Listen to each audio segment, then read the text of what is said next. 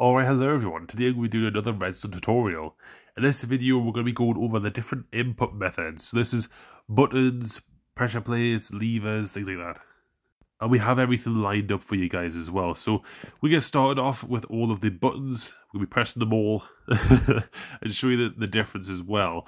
Now we have the store button right here. As you see, we have a redstone lamp on the back of it just to show the output.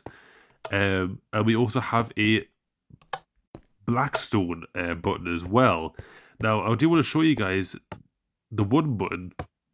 It lasts a little bit longer than the stone ones. As you see, they disable really quickly, but the buttons actually last a lot longer.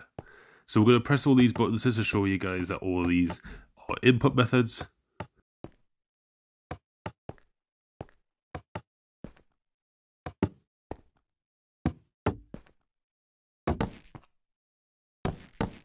And that's all the buttons right there. Now we'll show you the lever. We went over this previously loads of times, but it's basically an on and off switch.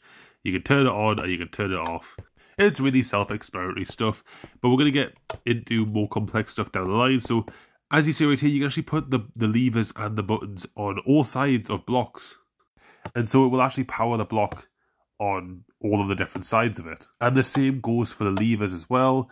As you see right here, we can power from this side, we can power from the other side. It does not matter, and you actually can power multiple levers at once, and you have to flick all of them back down or back up in order to actually turn it off. So pretty cool stuff. We're going to go into the pressure plates now. All these are exactly the same except from some mechanics at the end I'm going to go over. So that's all the wooden based pressure plates. Now with the wooden based ones, you can actually drop a block on these and it'll also give an output if there's a block on it, because it's essentially activating the pressure plate. However, the stone and blackstone versions, although they have the exact same output time as the wooden ones, they can't actually detect blocks on them. Now for the iron and gold pressure plates, you see that they actually activate a little bit less time. They turn off very, very quickly. Now, unlike the wooden pressure plates that detect if there's like items on top of the pressure plate, these ones actually calculate how many different types of items are on the pressure plates.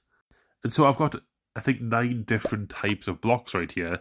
And as I'm throwing them, you can see that they start lighting up the lamps. Now, I'm going to start getting a few more of these nether wart blocks to show that if they are the same block, you'll see that it updates to 5, then goes back down to 4, because they essentially get grouped into the same stack. And so it has to be different unique items. And so you can see me right here with a load more blocks as well, and I'm putting loads of them down, and it goes up to 14 right there. I put the 15th, and you see it doesn't go past 15 blocks. So there's a maximum limit of 15 blocks that the redstone can obviously travel, but it basically just calculates how many unique items there are. Now, in order to actually showcase the iron pressure plate, we actually need to have a repeating command block go off that spawns loads of villagers, because just like the gold one, it actually detects every 10 unique items that go onto it. So if you put 10 unique items under this iron pressure plate, it'll only give off 1 power. If you put 100, it'll give off 10 power. So that is that right there. That's all of the different really cool input methods. We're going to go a little bit more in detail with some of these as well. So I'm just throwing all these stuff off the edge. I'm clearing the inventory and we're ready to go again.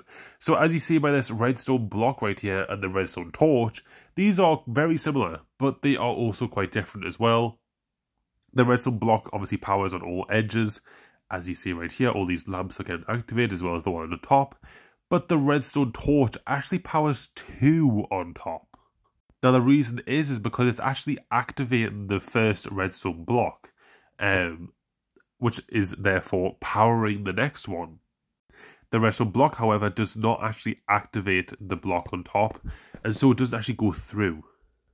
So as for actual input methods, we obviously have the redstone torch, we have the redstone block. Very similar in most circumstances, but also quite different in some circumstances. In the first episode, we also went over this torch tower, which I'm going to go over right now. Basically, you can just put them all in a line and it activates the block at the top. And we have another type of torch tower right here, which is a little bit bigger of a delay, but you can essentially use double the amount of torches side by side, and it does the same type of thing. And then we have tripwires. So as you see right here, we have a little mechanism going on right here. How you actually do a tripwire is you put 2 tripwire hooks down and you put string in between, and it makes a little tripwire right here. And I put some redstone on the side with a redstone lamp, so that when I step on it, you can see that activates and it sends off like a little signal. So of course you can rig this up with some TNT and stuff like that to make a little trap for your friends. And as you see, we have the same thing that we went over before, but as you can see, the block at the back where the redstone torch is actually connected to is not getting powered. The side ones are only getting powered when they're right next to it, and the one on top is getting powered twice. And as you can see, obviously the one behind does not get powered because there's a whole block in the way. And now we're going to go over burnout. So this is the next thing right here. As you see, we're going to activate this lever which pushes a block onto this redstone torch with a bit of redstone on the back as well. And what it basically does is it actually creates a repeating signal over and over and over again. The torch activates the redstone by going through the block. The redstone then activates the torch by going through the block, and it actually recreates a burnout system. And so it goes in this little cycle so quick that it just burns itself out. So this is what you kind of want to avoid, is doing this, because if you do this in your redstone, you're going to make it burn out.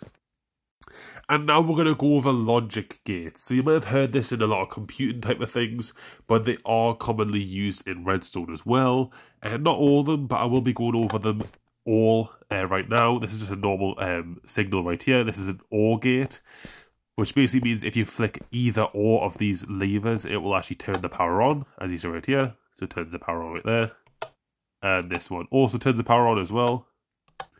And if both of them are on, it'll also just keep the signal on. And if both of them are flicked off, then it'll keep the signal off. This is an AND gate. So basically what this one does is it takes the 2 inputs from the 2 levers and compares it with an ON setting. So if one of them is off, if one of them's flicked on and the other one's flicked on, it won't output anything. But if both of them are flicked on, then it will. So you have to have both of them flicked down to actually activate the redstone lamp. And this is pretty cool if you want to have this for like a door or something. We have to flick 2 levers in order for the door to open. Now we have the XOR gate. So what this one does is you basically have to have... So yeah, basically you have to have one lever flicked on. That's the only time this will ever be activated. As you see right here. If you have them both flicked up or both flicked down, it'll be deactivated. So you have to have only one lever flicked on.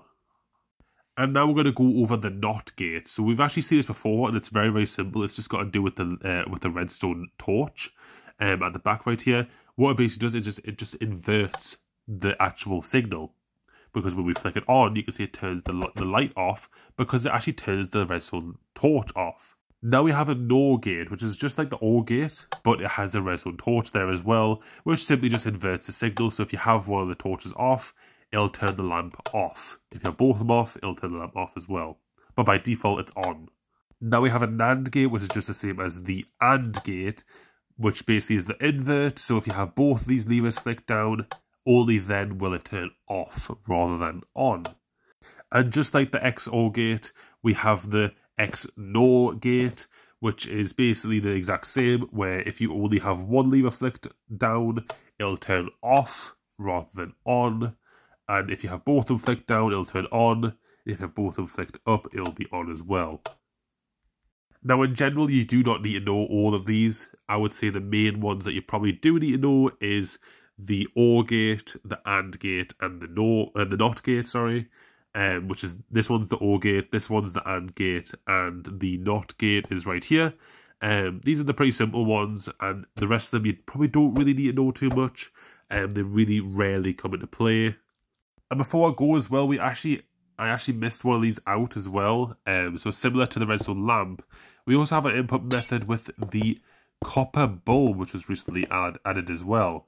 So basically, if you have a comparator going out the side of these and then press the button, as you see right here, you'll see that it turns the copper bulb on, but it does actually turn it off after the button is finished being pressed. You actually need to click the button again to turn it off. So in a way, it actually turns the button into a lever in a weird way. So these are very cool for essentially having like a flip-flop type of switch, which is something in redstone, and I won't go too much into detail about. But these switches basically take a button and makes it into a lever. So essentially you just have to push a button and it goes, yep, it's on, and then you push it again and yep, it's off now. And that's what the copper bulbs essentially do. And you can take that input, wrap it through a comparator, and then as you've seen right there, put it through into an output, which was the redstone lamp. But yeah, that was all of the different types of input methods, and obviously including the input methods being the input gates. So there's quite a lot there that I just went over. Some of it confusing, some of it not. But if you do have any questions, guys, leave them in the comments and I'll try to answer them all. And yeah, hopefully you guys will find this series pretty interesting and pretty informative. And yeah, I'll see you guys in the next one. Bye for now.